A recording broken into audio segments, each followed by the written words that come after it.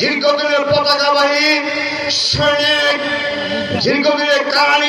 ময়মনসিংহের ভালুকায় তারেক রহমান উপস্থাপিত রাষ্ট্র কাঠামো মেরামতের ৩১ দফা গণমানুষের কাছে পৌঁছে দিতে গণসমাবেশ ও লিফলেট বিতরণ করা হয়েছে।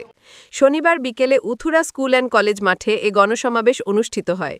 ইউনিয়ন বিএনপি সহসভাপতি কালিমুল্লাহর সভাপতিত্বে উপজেলা বিএনপির যুগ্ম আহ্বায়ক আবদুল্লাহ আল মামুন খালেক পাঠানের সঞ্চালনায় প্রধান অতিথি হিসেবে বক্তব্য রাখেন বিএনপির নির্বাহী কমিটির সাবেক সদস্য উপজেলা বিএনপির সাবেক আহ্বায়ক ফখর উদ্দিন আহমেদ বাচ্চু। বিশেষ অতিথি হিসেবে উপস্থিত ছিলেন উপজেলা বিএনপির যুগ্ম আহ্বায়ক রুহুল আমিন মাসুদ, গুলজার হোসেন, সাখাবাত হোসেন পাঠানসহ বিএনপি ও অঙ্গ সহযোগী সংগঠনের নেতৃবৃন্দ। পরে নেতাকর্মীদের মাঝে ৩১ দফার লিফলেট তুলে দেন।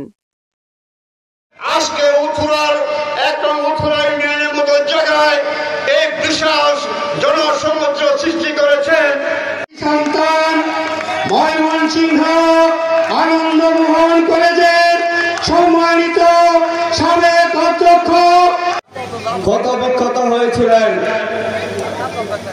তবুও সাহস করে এই উথুরার মাঠে আপনারা সেদিন ওই জায়গায় একটি সামিয়ানা করে আমরা অনুষ্ঠান, আপনারাই বলতে পারবেন এই বিগত 17 বৎসরে এই ফ্যাসিস্ট বিরোধী আন্দোলনে তাদের ভূমিকা কি ছিল।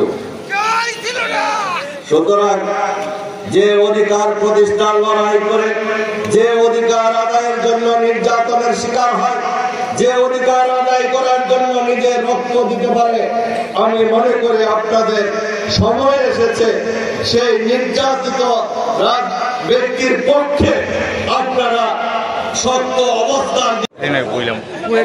সংগ্রামী ভাইয়েরা, আমি প্রথমে মহামানবের কাছে শুকরিয়া জানাচ্ছি যে এরকম একটি সময় আপনাদের সাথে